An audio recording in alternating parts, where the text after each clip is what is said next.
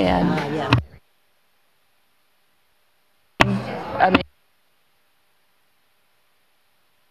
No, red would be red. Hello? Red would be Red. Okay, that makes sense.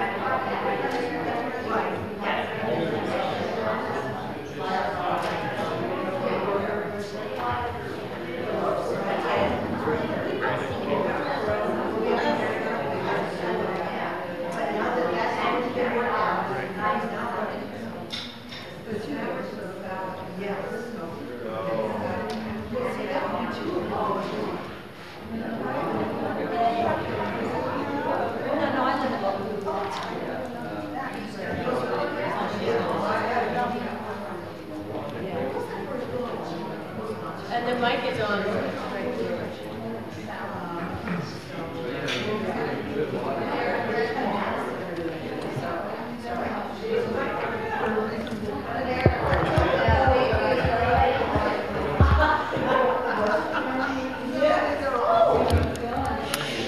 All right, why don't we get started? Thank you guys, for coming out on a Thursday night like this when we're up against the Warriors. Yes, they're going to win. We're looking forward to it. I'm really looking forward to tonight. First of all, I again want to say thank you for coming out. I do want to introduce our co-chair people, Iowa and Joanne.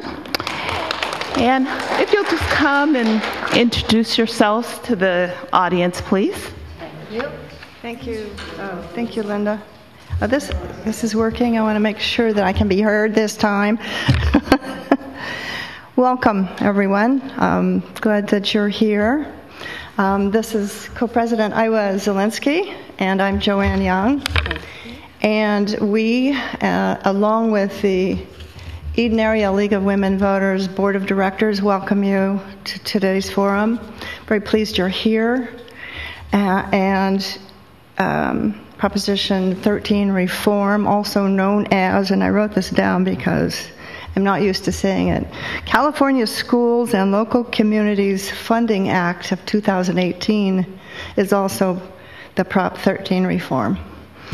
So we hope you find the program informative and all the questions you have are answered. And thank you again for being here. Appreciate it. Iowa. All right. All right, and it's mine and Donna to introduce to you our fantastic program team, Linda Foster and Rita Duncan. And these two amazing ladies and have worked very hard to put this program together and invited speakers, and from inviting the speakers to do, some other things like logistics, like putting index cards, pencils, everything together. It sounds like, that's not that much, but in fact, and when you're really doing it, it's quite a lot of work. So thank you. And now we turn the table to them, and they will tell us how this program run today. All right, we're going to get started here. Again, we want to get the information to you guys, have our wonderful speakers talk to us just a little bit about logistics. We want them to go over the information about Prop 13. We want them to also introduce themselves and maybe give us a little background about yourselves and your roles. Also, how you got involved in this initiative, and then background and take some questions. As far as questions, we want you guys they have been more than willing to answer any of your questions. So we have index cards and pens. Raise your hand, someone from the league will come, get your question, and we will pass those questions on to them. So with that, I want to introduce Ben Grief. He is the campaign director and the spokesperson for Evolve, and I'm going to let him go into some detail about that. And then we are so lucky to have Helen Hutchins, who is the president of the League of Women Voters for California. So please welcome me in welcoming us.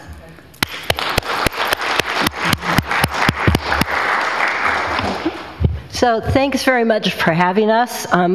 Ben and I are going to tag team tonight. So I am Helen Hutchison. I am the president of the State League. I'm also an Oakland member, so I feel like I'm a neighbor here, and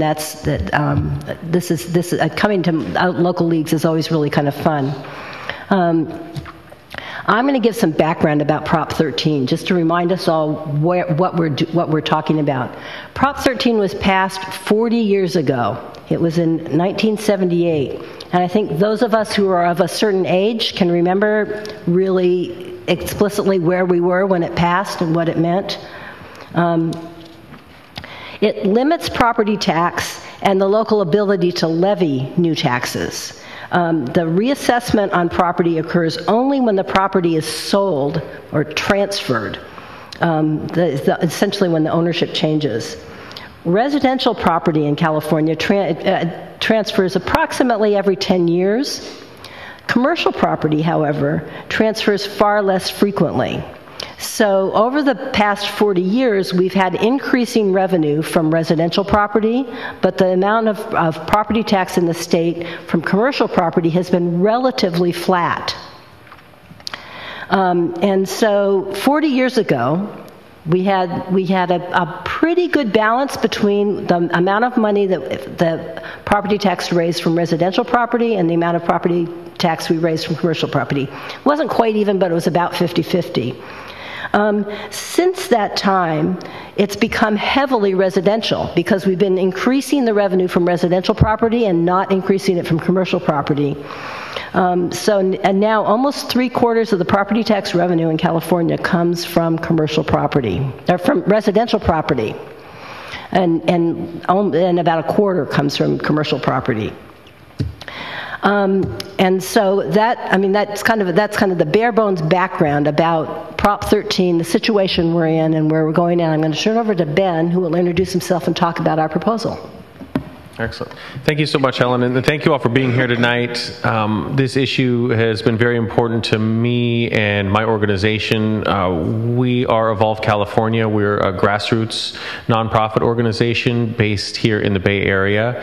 And for the last 5 years, we have been working on a grassroots campaign to raise awareness and build public support for the idea that Prop 13 should be kept for residential property, for homeowners and apartment owners, but should be changed for large commercial property owners. As Helen mentioned, we had roughly a 50-50 split back in 1978 on the share of the tax burden, and today that is very lopsided. And when you think about it, that's because Prop 13 limits the increase in property taxes to basically only when your property changes hands. So if your property doesn't change hands, like as Helen mentioned, homes change hands roughly every 10 years in California, then you're paying roughly the same amount of property taxes that you were 40 years ago. And that is a big problem for the state of California when it comes to raising reliable, stable revenue for our schools and our public services. Because we have large commercial property owners like a Chevron or like a Disneyland or, the Transamerica Pyramid in San Francisco or the Tribune Tower in Oakland, sort of to make it a little more local, that are still paying a base property tax rate of what they were paying 40 years ago, right? And that means that our schools have suffered, our public services have suffered, but also that our taxes for individuals have gone up. So currently, we live in a state with the highest income tax in the country, the highest sales tax in the country, and the highest gas tax in the country.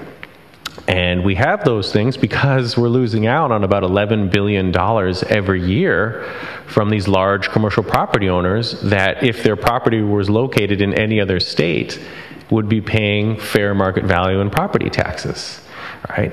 And in addition to the taxes that I mentioned, we also, as we all know, because I'm sure we're all voters here, we see year after year bond measures, parcel taxes, local sales tax increases on the ballot to fund our libraries, our public transportation system, our zoo, just everything, because we don't have this reliable property tax money coming in.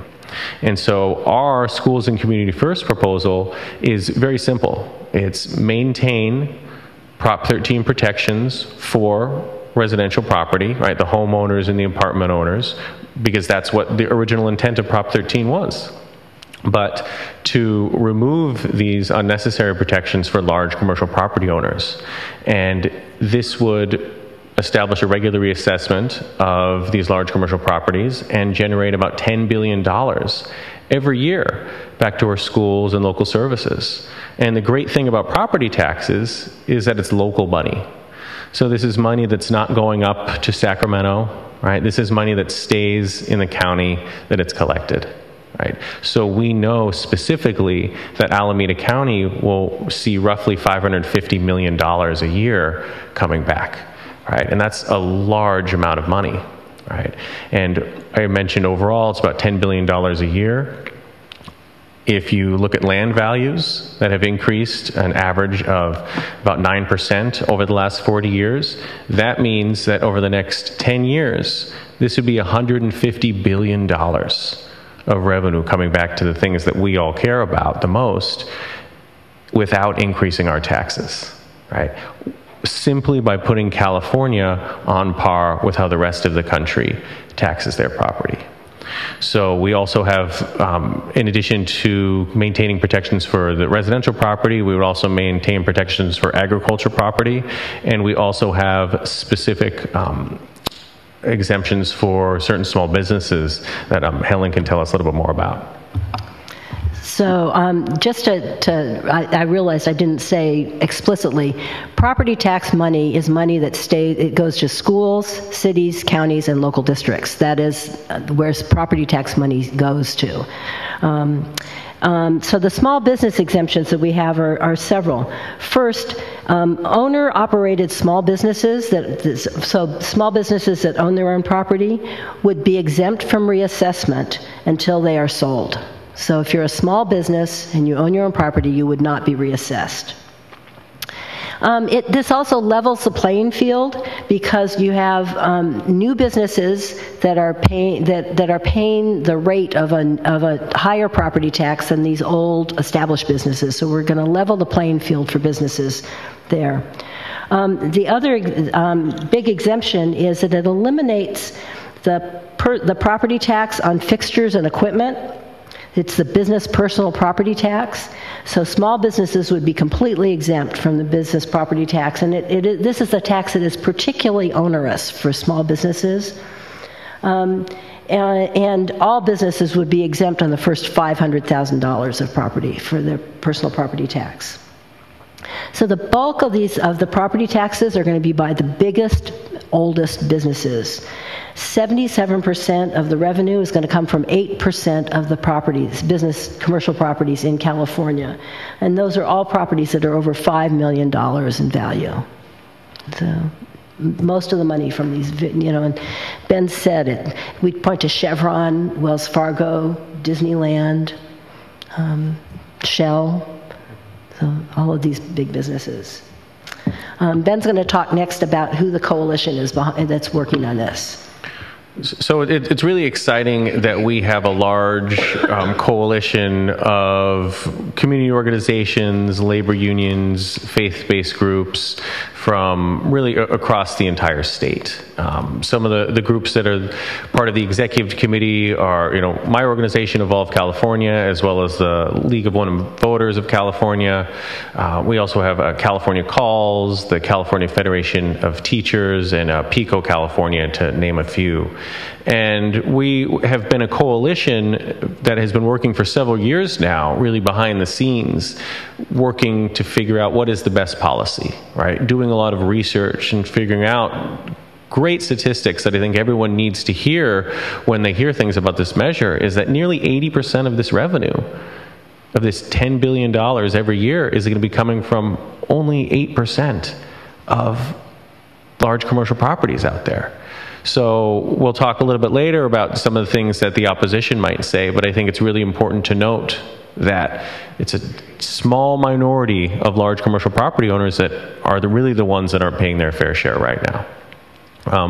So our coalition is growing.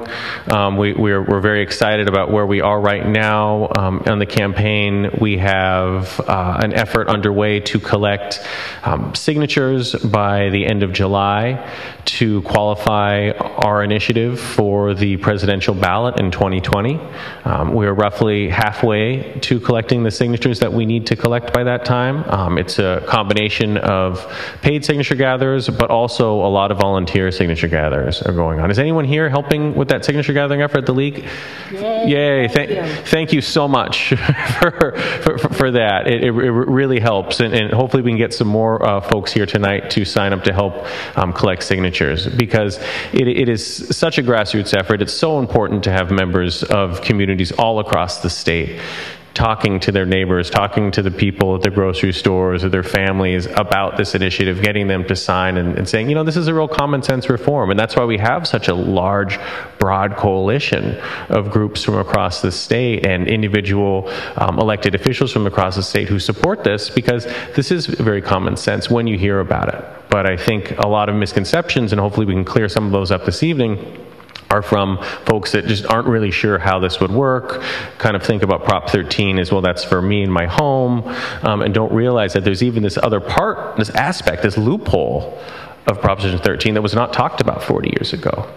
Right? It's something where, it was not supposed to be this way, right? This is just supposed to be for individuals. But there's this giant loophole that has, really hurt our schools. I think, where our organization comes from and several other organizations as well in the coalition, their focus being education, is the fact that we used to be, prior to Prop 13, in the top 10 in the nation in education funding, right? And today we're in the bottom 10.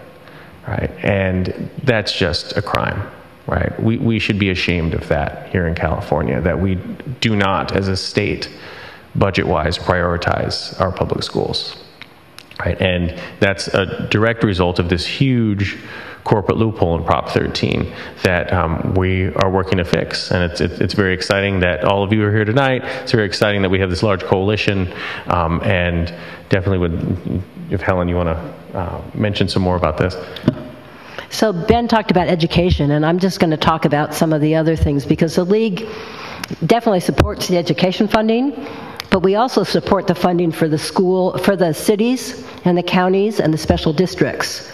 And this is general fund money, so it would go to all of the things that we care about. You can talk about infrastructure, you can talk about first responders, libraries, senior centers, all of those services, and then the county services, I think, sometimes are hidden from some of us, but they are really important human services that are way underfunded. And so having this more money, it's not going to fix the funding problem, but it's going to certainly make a big dent in the problems that we have. So I think we're ready for questions. Okay, before we have questions, I'd like to introduce our elected officials, and I'd like to start with Penny Peck, who is with the San Lorenzo School Board. President? Vice President, that's good enough. And also, not good enough, but we're happy for that. And then Alexandra Galeo from Senator Wieckowski's office. And yours truly, Rita Duncan with Oro Loma Sanitary District. And I'm very happy that the reform will perhaps provide some money to special districts, which Oro Loma Sanitary District is a special district, and to help our funds. And so I was really happy to learn that. Yeah. So now what we'll do is we'll fill the questions through cards. Okay? Okay. All right. Is it easier for us to just pass on the questions if I read them? Whatever's easier for you. So when we're talking about special districts, I'm going to say, too, my favorite one to talk about is the mosquito abatement district. I want all of those mosquitoes abated. So, but there's also the East Bay Regional Park District, which we all know and love. So there's lots of special districts that we all have. So what's considered a small business? By definition, I think the small businesses, we're talking about 50 or fewer employees, and then a property valued $2 million or less. So that would be small business.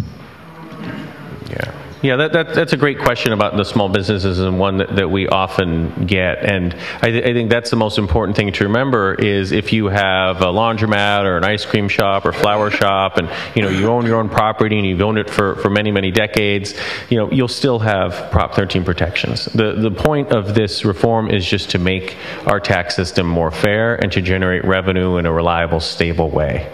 And that's why we have that exemption for all businesses under $2 million. I'm going to add to that too, that the larger businesses, the ones are able to employ lots of attorneys to, even when they actually transfer property, they do it piecemeal so that they don't ever trigger reassessment. So we have examples of property that have been transferred multiple times but never triggered the reassessment because they are able to structure those transfers in ways so the big businesses employ lots of attorneys to do that for them. Yeah, and that's something that smaller businesses or individual homeowners do not have the ability to do. So it's another distortion of the original intent of what Prop 13 was supposed to be. A few other questions. One, is this to be phased in? Yes, there certainly will be a phase-in period. We are going to set up a system of regular reassessment of every 3 years, but we're going to start with the properties that are largest and have not been reassessed in the greatest amount of time. So this will certainly be phased in to make things easiest for the assessors as well. And for league people who know that we want to leave some things to the legislature in their discretion, we are leaving some of the implementation to the legislature, the whole the phase-in period about exactly how it happens.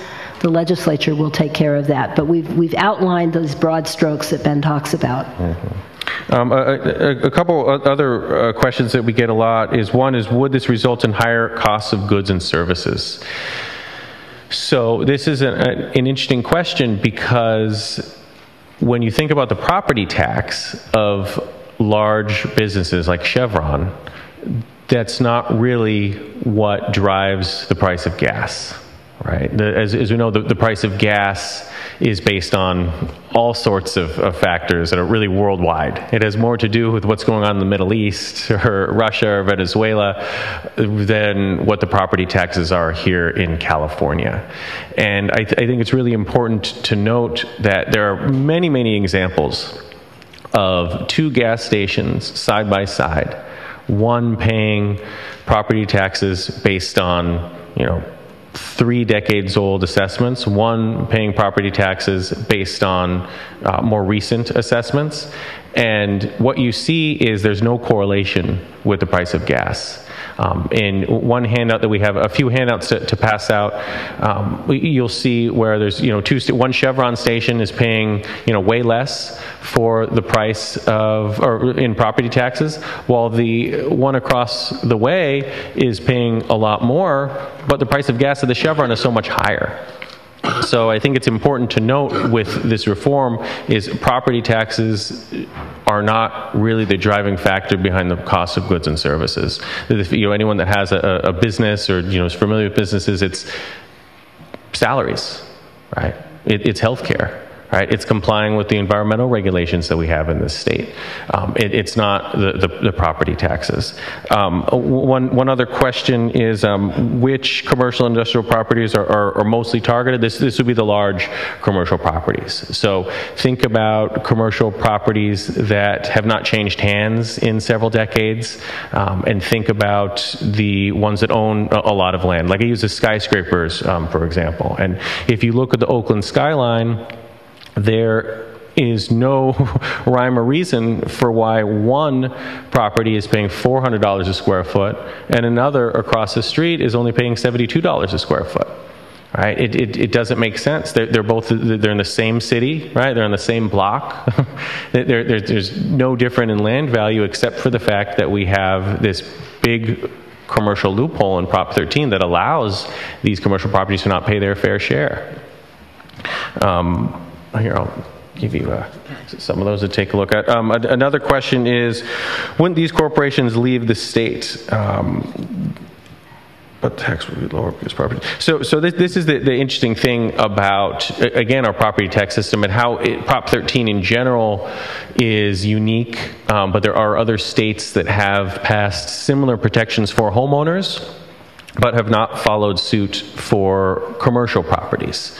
In fact, most states tax their commercial properties at a higher rate than their residential properties, where, as Helen mentioned before, it's like we're effectively, the homeowner is the one that is paying more here overall rather than the commercial property owner. The New York City, Houston, Milwaukee, and Detroit all have around a 4% commercial property tax rate. California has a 1% commercial property tax rate. But not only that, is those other cities and states have a regular reassessment mechanism, right? So not only are they paying 4% of their property value, they're also paying property taxes based on fair market value. Right? And that's those other cities that I mentioned are very different. Some, in the Midwest, in Texas, in New York, and it's because they all do it that way, even though they might not have a whole lot in common, because that's a fair way to tax. And they don't have to tax their individuals the way that we do here. Right? Who's heard of a parcel tax here? Are people familiar with parcel taxes? Right? Those don't exist in other states, right? That's a California thing, because we have to get around, this Prop 13 corporate loophole and raise taxes and funding for the things that we all care about in some way. So I think it's really important to remember that our system of commercial property taxation is very, very unique out of the 50 states, and this would just put us on par with how the other states are. Okay. So I'm going to do one easy one here that was about the deadline for signature collection. The signature, it's asking, will the signatures we collect now be fresh for the 2020 ballot? And so that's really easy. We are collecting signatures for whatever ballot is next after we qualify. We have until the end of July. We had originally thought we might really be able to do a real crunch, speed up, and get onto this November's ballot, and we recognized that really was not going to happen, and so we said, okay, we're going to take our full 6 months to collect the signatures, and then the next ballot that we would be eligible for once we qualify will be November 2020. That's just the way the system works. So it doesn't. When you start collecting signatures, you never say what ballot you want to be on. It's just that you have 6 months to collect them, and then when you qualify, it is the next ballot. So that one's a pretty easy. Then there's a bunch of questions about the opposition. And so I'm going to read them, and then Ben and I can tag team this. One is about seniors, and seniors rely on Prop 13 to stay in their homes for the remainder of their lives. Do they have a reason to fear losing their homes? And so I'm going to ask Ben that. So what about seniors, Ben? But certainly no one is at risk at all from losing their home. Again, this is very important because there will be a lot of misinformation out there. But this will maintain all protections for all residential property. And I always go down the list, this is homes, this is apartments, this is second homes, vacation homes, mobile homes, Airbnbs. If someone lives there, if it's residential, nothing will change, right? And that's what's so great about this, is this will not change anything for seniors or anyone that's in their home and then is relying on Prop 13 protection. So it actually expands the definition of residential property. We say any place that is used as residential. So it includes assisted living because people live there. Mm-hmm. So that's right. That's right. And because again, if folks remember, Prop 13, that's how it was marketed. That was the original intent. That's why so many people voted for it, is because it was supposed to protect people, but these large corporations are not people. Okay. So then I have two questions about the opposition. So the one that's talking about corporations throwing big money and to lie about this, and how can we fight about that? And what do we expect the biggest pushback will be from the big companies? And I will start by saying that we know already they're already pushing back. We have seen things there using scare tactics. They're sending things out to seniors that are in their homes and scaring them and saying it's going to, they're coming after your homes. We are not. It is absolutely not. And the other thing I'm going to say is that what we found, this is how can we respond? Well, the thing that we found is that if we can get to people before they've gotten something stuck in their heads and told them what this is about and what it's not about, we're essentially inoculating them against these scare tactics. And so that's part of what we're asking people to do, is talk to your friends, talk to your neighbors, and say, no, this is really reasonable. This is about making big businesses pay their fair share so that we can have quality schools, quality education. We can have streets, sewers, libraries that all work for all of us. You want to talk more about opposition? Yeah, the opposition is well-funded, right? If you were Chevron and you're saving hundreds of millions of dollars every year, how much would you spend in one election to keep that? Right? You'd spend quite a bit. And so we know we're never going to be able to outspend the opposition. They've pledged $100 million against us. When we do have this on the ballot, this will be the most expensive initiative in the history of California. And the only thing we can do is to organize. Right? Is as Helen mentioned, talk to our friends and neighbors. Get the truth out about this. And the sticky thing is that most people do not know about Prop 13 anymore, in general. Mm-hmm. Right? And that's an issue. And the other issue is most people, if they do know about Prop 13, only think it's for me and my home or my parents or my grandparents, and they have no idea that it even affects commercial properties. And so it's part of really raising awareness and letting people know, actually, we have a massive tax giveaway to some of the wealthiest corporations in the country, in the world. Because a lot of folks who own commercial property, a lot of corporations who own commercial property in California are not even from California. They're not even necessarily from the United States of America, right? These are large multinational property holding companies that are getting away with an enormous tax break. And so that needs to be told to folks, right? That's really, really important. It's all about just educating people and sort of saying, well, this is the current situation that we have. Because of this large loophole, we're not funding our schools and public services properly, and we're all having to pay more. I think, time for you to do a question. Great, excellent.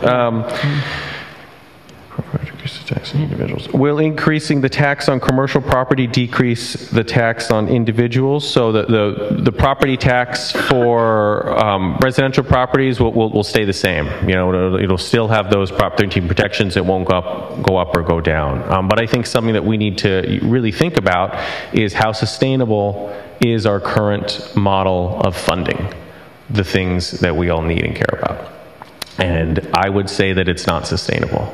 And I would say that we need more money for our schools. We need more money for all of our public services. And the only way we have to do that now is by taxing ourselves. We have parcel taxes and bond measures and sales tax increases, and there's going to be something on the ballot coming up in June, I believe, to raise the price of the Bay Bridge toll by $3. These are things that we may or may not agree on if they're good ideas or not, but we know that they're not sustainable, right? We know that at a certain point, people are going to say enough is enough. And so we need to look at a more sustainable solution. We can't rely on temporary Band-Aid fixes anymore, right? It's been 40 years of that, and we still are inadequately funding our schools, but we still have the highest taxes in the country. It's like, how is that? Well, let's look at what other states are doing, and let's make it fair, right? And that's what this campaign is all about. Another question here. Who opposes this reform? So the Business Roundtable, the Chamber of Commerce, I just saw an email today that the Republican Party has put out an email to their email list about this is going to be take away our Prop 13 protections. Who else is there in the opposition, Ben? Howard Jarvis Taxpayers. Yeah, who's familiar with the Howard Jarvis Taxpayers Association? Oh, right, yeah, because every day they send you something in the mail. Yeah. And yeah, they are ostensibly an organization set up to protect homeowners, and they ask us for $15 checks to help keep their grassroots movement going, but they have an $8 million annual budget. Right. And as a real grassroots organization, I certainly know we could not have any kind of $8 million budget from $15 checks from seniors. They are funded by large corporations, right, who want to keep their taxes low. They want to keep this special deal that is actually hurting the rest of us. And in terms of, our coalition, I mean, you sort of look at who we are and different groups that have been around for a long time or new community organizations like ourselves. It's like we have a broad coalition who is willing to stand up to these large commercial property owners and say, no, enough is enough. We need to make this fair again. I'm going to add one thing, and going back to, are we going to, won't the opposition spend a lot of money? Yes, they're going to spend a lot of money. We have enough backing that we can run a credible campaign. So we're not going to be completely grassroots. We have money, and we will be running a real campaign. But we are also relying a lot on grassroots. And we know, if you look historically at what has happened in California, we know that the grassroots can beat the big money. And we are really convinced, and our polling shows that. But it is a matter of us getting the word out, getting the votes out. So. Yeah. A question here is, what guarantees are or will be in place that these monies cannot be used to fund or be loaned out to other state or local entities? It would be whatever happens within school funding or city funding or special district funding, county funding, because it will be general fund money for them.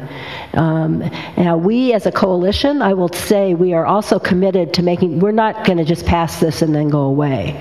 Part of what we're committed to doing is then staying around and using the people we have mobilized to make sure that the money is spent the way we think it should be spent. There are some of our organizations, particularly from the Central Valley, who are really concerned that the money will go only into building more prisons or building more jails. And so we are committed to stand together as a coalition and make sure that the money goes to the services that we think are really important for all of us. Yeah, I think that's a great point. And the other thing to note, again, is what's so fantastic about this proposal is this proposal only changes how often there is a reassessment of large commercial properties. It doesn't change the rate. It doesn't change where the money goes. Everything stays the same. This is just one simple change. And so currently, property taxes go to cities, counties, special districts, and schools. And there's a percentage that every special district and every city in every county gets. Right, and that will remain the same. And so if a county, for whatever reason, or a city decided they had enough money and they wanted to give it to another city or county, they could do that, but they're not doing that now, so I don't think that there would be any chance that any city or county would want to see these monies go somewhere else. I think that the other thing I would say in terms of special districts, we mentioned cemetery districts. Special districts are often overlooked statewide, but are very, very important. Mosquito abatement, of course, is important, but also fire districts are so important, right? And we sort of have to think about where we are now with climate change and what we saw in 2017 with all the fires. We had some up here in Napa County, right, where there were horrendous fires down in Southern California as well. And I think we have to understand that we're going to be seeing more and more of that as climate change continues. And what does that mean? Well, that means we need to fund our fire districts. Right? And since Prop 13 passed, we have not funded our fire districts adequately. In East Contra Costa County, there used to be 8 firehouses. Now there are only 3. So we're not setting ourselves up for preventing the next fire. Right? There's something called mutual aid requests, where one fire district can ask another fire district to send firefighters to help protect them, right? It's sort of, it's great when a big fire hits in Napa, it's like, all right, well, let's help, because if a big fire hit in Alameda, we want their help as well. Those requests are currently going unfulfilled because there just are not enough firefighters out there because we do not have the money. And I mentioned East Contra Costa County has tried several times to pass a parcel tax to fund fire, like public safety, right? I mean, this is to protect people's homes, to protect people's lives, but they are unable to get that parcel tax passed because people feel nickel and dimed. People feel like, well, you know what, this is another tax, right? And that is the situation that we have in California, where we're continuing to nickel and dime folks. And we also have a very high threshold to pass any local revenue, which is 66.67%. So these parcel tax keep failing, and I certainly hope that we can reform Prop 13 before there's a big fire and that there just aren't enough firefighters out there. I'm going to go back again, and because we've been talking about property taxes staying local, and they do. Property taxes are local. The one exception we've made in this is that the school funding, if you think about schools around the state, they get really varying amounts of money per pupil, because some schools are in very property-rich districts and some are not in very property-poor districts.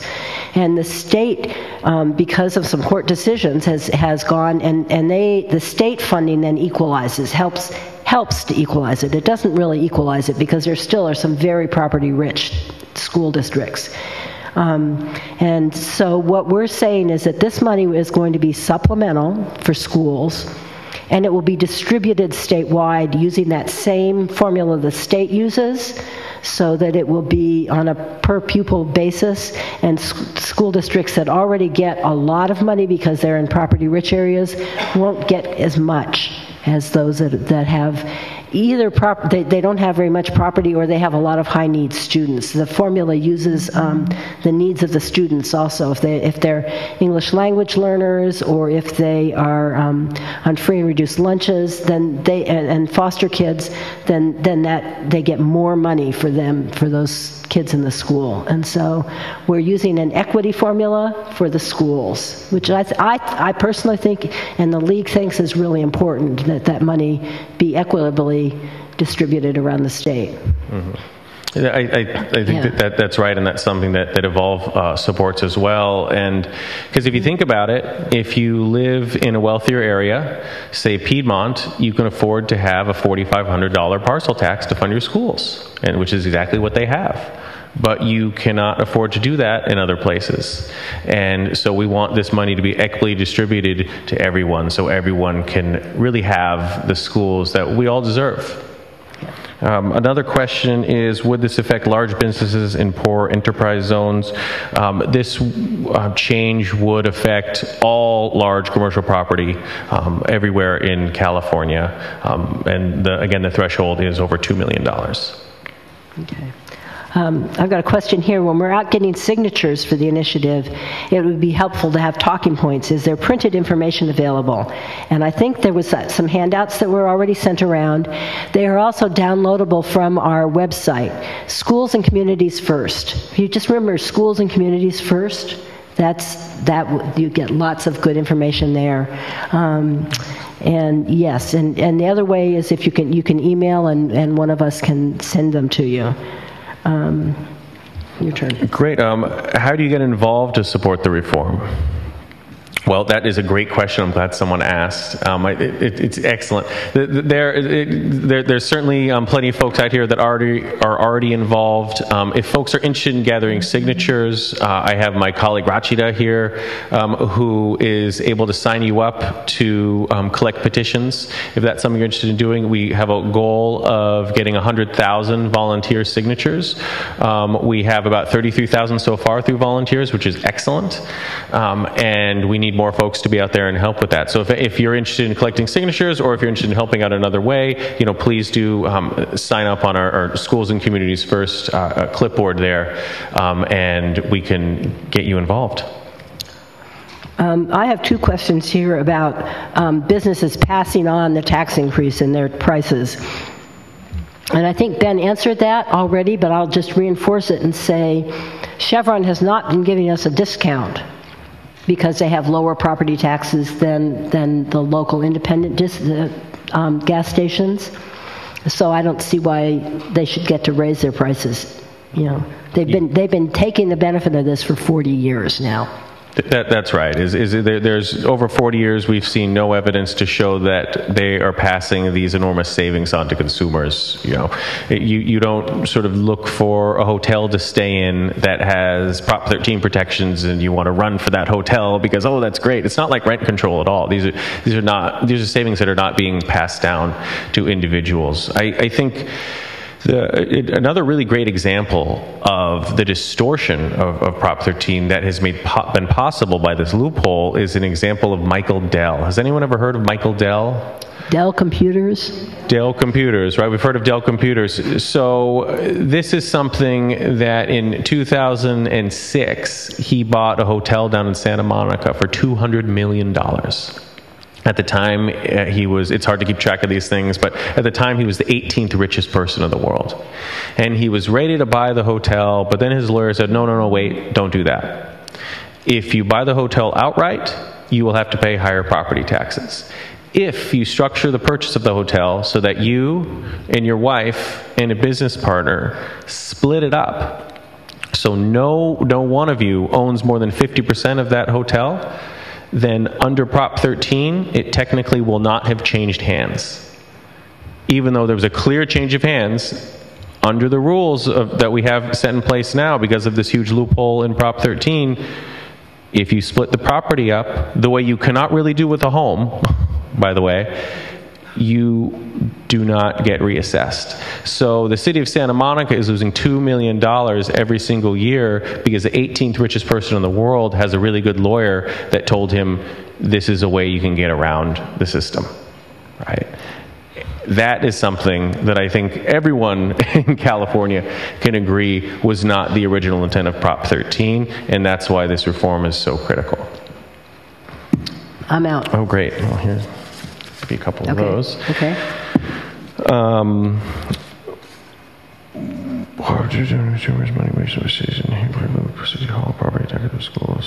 not really a question. Okay. Let's see here. Buying the stock market jobs are big so the middle class would be affected. This is a question about the 2/3 of people have money in the stock market. That seems to be held generally by big corporations, so the middle class would be affected. And so I think this is the idea that a large corporation who has to pay fair market value for commercial property in California, would that affect their stock price? And then would that then affect those of us that have stock in that company? And I think the most important thing to remember there is similar to, would businesses leave? Is this going to raise the price of goods and services?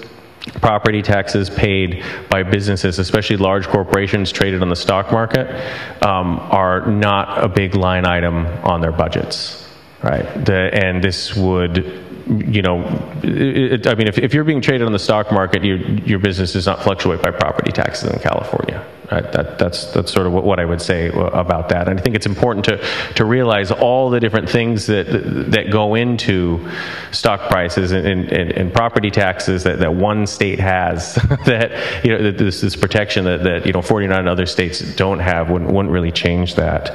And then the follow up with that, would big corporations raise prices? Again, you look at like Trader Joe's.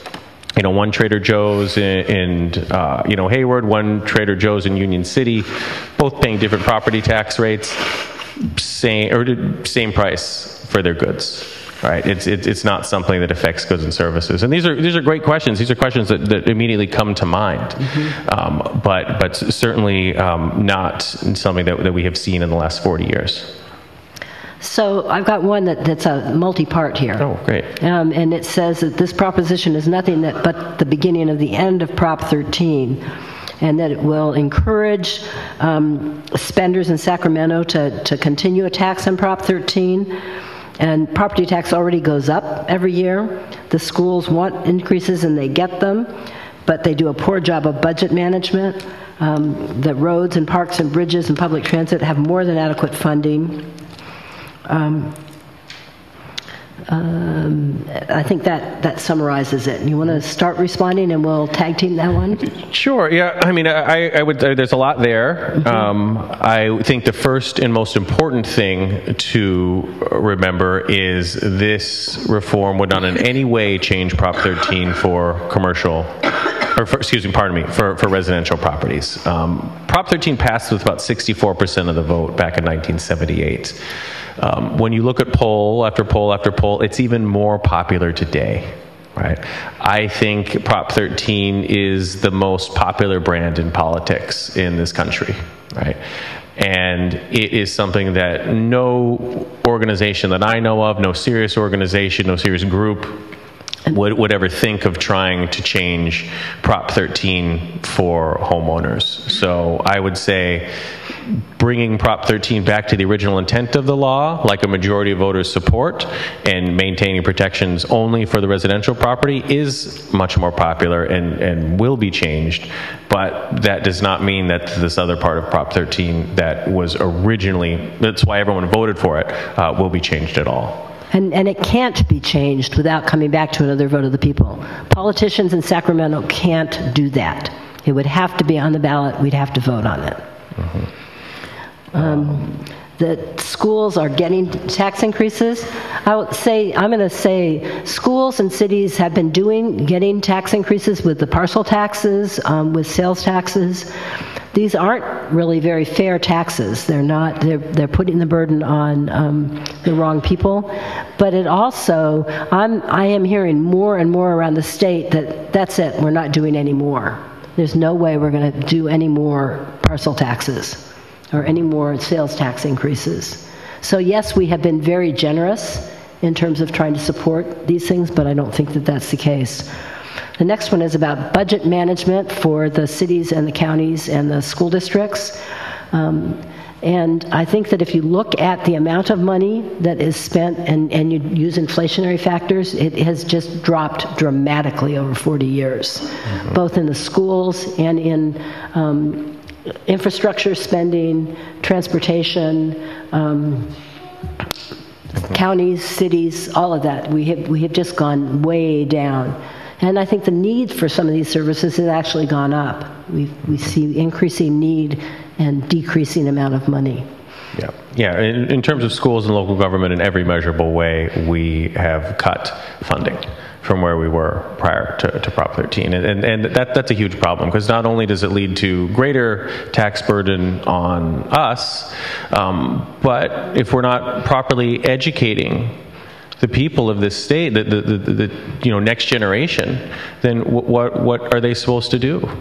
If we're not setting them up for success to take the jobs of today and tomorrow.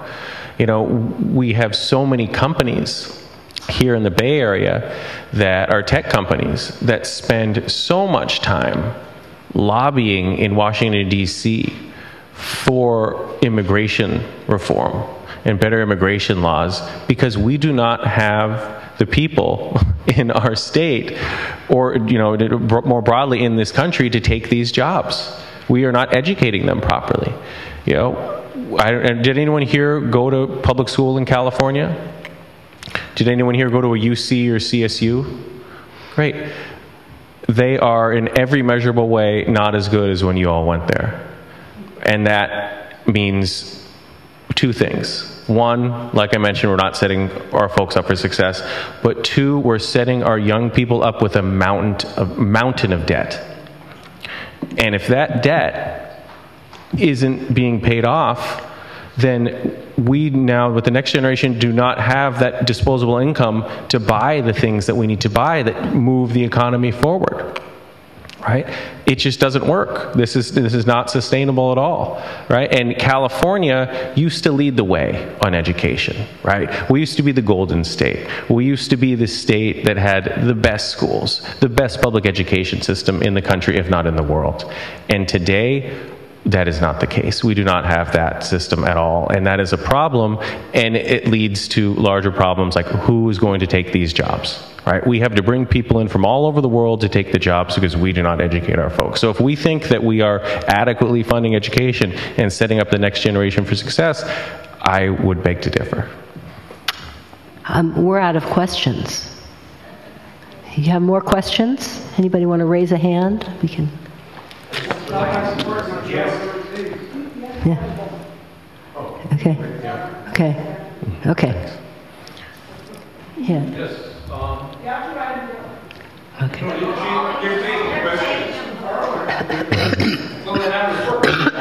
would say that what you need to be very careful are being able to advertise these examples that you mentioned about these sweetheart deals that some of these buyers of these large properties are getting. They're using their lawyers to split up how they purchase a part of the property so that they don't get the full tax assessment on their purchase. You need to be prepared to hit that hard. Yeah, no, that's great, and I would agree. Yeah. Rachida, can you pass out the Disneylands? Yes, sir, and then you. Okay, thank you. Certainly. Could you stand up for you? Okay. If you want, I can write it on the card. Oh, no, but yeah, I can hear you. Go for it. Yeah. Thank you. Okay. It's any place used as residential is exempt. And what was brought up, I like it very much, would be senior citizen housing, places where they need help. Yep. Yeah. Now, that would also include apartments, Yes. motels. No, residential motels, yeah, but they have to be places where people actually live. They are used as residential. So the other example that people ask about a lot is mixed-use property, and that would actually be the part that is commercial would be reassessed once every 3 years. The part that's residential would not. So. The reason I asked that question was mainly motels. Thank you for saying residential motels and hotels. Now, like those that like to make money, they would not be exempt with the help me on this side. Okay, Hilton is not residential. No, a hotel or a motel is not a residential area. I'm thinking of things when I live in Oakland, and there are some places in downtown Oakland that were hotels and are now single room occupancy places. Those are places where people live, and that is their residence. So if you think, for those of us in the League of Women Voters, if you think about this, if that's a place where somebody registers to vote as their residence, that's a residence. Thank you very much. And I know what you're speaking. I used to work for the city of Oakland, and I'm happy that's exempt. Yep. Okay. We have another question. Great. Hi. You kind of touched on this a little bit, but I'm actually here representing 47 neighbors in Bonaire, my grandparents and their friends, that back whenever it became, and they all signed up, the group of them have been meeting in each other's homes, petrified that this is going to come down on them and that they're going to lose their Prop 13 and no longer be able to afford to live in their home and be forced into, a different, not a good situation. So I'm wondering, I need to bring something to them all besides this, because when this says not raise taxes, that to me says, oh, there's a possibility of raising taxes on homeowners. I mean, it's number 2 So here. then you can say it preserves the Prop 13 protection for any place where people live. Any residential property is preserved and codified very strongly. Okay, so this will resolve all their fears. I mean, that's why I came here, for all of them. No, and I'll be there's taking no this way. to It's them. only property that is commercial property. Oh, okay. Thank you so much. Thank you for coming here, and thank you for relaying that message, because that's important. We need to do that 47 people at a time, one person at a time. Yeah. It needs to get out. Of course. Right. No, that's great. Well, and there are fearmongers out there trying to fan the flames of those fear.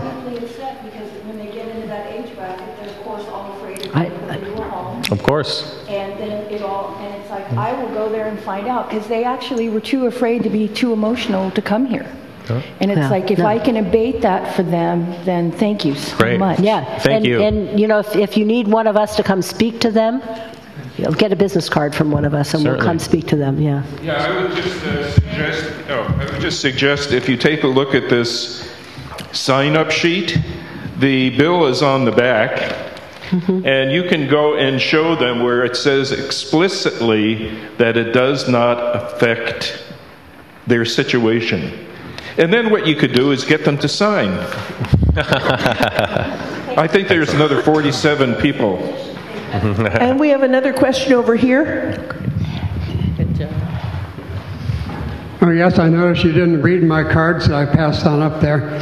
But I'm going to tell you I'm going to vote no on this for a couple of simple reasons. Do you have a question? Oh, yeah. I kind of question climate change. I think it's all a blank check designed to put the screws to the average working people. So that they can answer. There's a question. Okay. Yeah. Here's one. Isn't this the beginning of the end of Proposition 13 if this thing passes? No. I know the people in Sacramento are salivating over the chance to wipe out Proposition 13, and that'll give them the green light to So try. they can't. There's no way that anybody can do that without coming back to asking us to vote on it. Well, and I'll tell you that voters are not going to approve I'll put it that. this way, they'll be very emboldened to try it. They may try it, If but this it's thing not going to passes- pass. See, schools get plenty of tax money as it is. So My property I think taxes go up every year. I summarized your question, and I Everybody's did not property read it. taxes have been going up so- every year with Prop 13. It's not like they ain't getting nothing. Okay, thanks. As far as transportation, roads and all that is concerned, that's ridiculous because the gas tax money that's supposed to be for the roads is being spent on stupid things like BART and trains So and there's buses an and all initiative that. on there is They're trying a to get us measure on all the out of our ballot for cars. that. So Not too much hurry to get us out of our so cars. I Widen think the freeway once in a I think we while. have answered your question. So thank you. Okay, the freeway is the same size it was 50 years ago. There's no reason why they shouldn't have widened that as time went by. Okay, thank you very much. Been neglected at both the local and state level. Certainly. Thanks. Thank you. Somebody else have a turn. Okay, I'll go now. Okay. Excellent. I'll go ahead and leave. I think I have no more to say. Okay. Thanks. Thank you. I appreciate you not reading my card. Thank you. She summarized your card. Great. Because it was quite lengthy. Anybody else have a question? I don't have a question, but I just wanted to put out a fact about parcel taxes for school districts. We're the Eden area, which is Hayward, Castro Valley, San Lorenzo, and San Leandro. And I know San Lorenzo does not have a parcel tax, nor have they ever had one. And I was told that Castro Valley does not either. And Janice was on the school board, so half of our districts in our area have never had a parcel tax. And San Leandro just lost theirs, which means of our area, only Hayward still benefits from any parcel tax money. So that's just the facts that are out there. Yeah. Thanks. Okay. So, any more questions? Well, I'd like to just wrap up. Again, thank you all for being here tonight and being so interested on a Thursday to talk about property taxes. That's always nice. For someone who spent the last 5 years working on this issue, it's great to see so many folks that are active and interested in this. If you look at California and where we are right now, with all the things in the news about the housing crisis, and if you care about schools being in the bottom 10 of the nation in education funding, for the next generation, right? For my kids, for your grandkids, we need to do something, right? We need to make a change, and we need to make a change that's sustainable for us. Right? And we can't continue to have these Band-Aid temporary fixes, regressive sales tax, regressive parcel tax, temporary bond measure type fixes, because those only go so far, and those are just not sustainable, right? It's time that we do something. And if there are folks in the audience that believe that we should have large commercial property owners pay fair market value for their property the way they would in any other place in this country, then I would encourage you to get involved in the campaign, right? If there are folks in the audience that think that, we should prioritize education like we used to in California, then I certainly encourage you as well to get involved in the campaign. And we have to look at where we are right now, and this is the best, fairest, most reliable way that we can fund our schools and our public services. And it's a common sense thing. Let's just put ourselves on par with every other place in the country. Let's make corporations pay their fair share. Let's make folks like Michael Dell, who can certainly afford to pay his fair share, pay their fair share. And let's maintain the protections that we voted for 40 years ago under Prop 13 and eliminate these protections that most of us didn't even realize were applying to commercial property.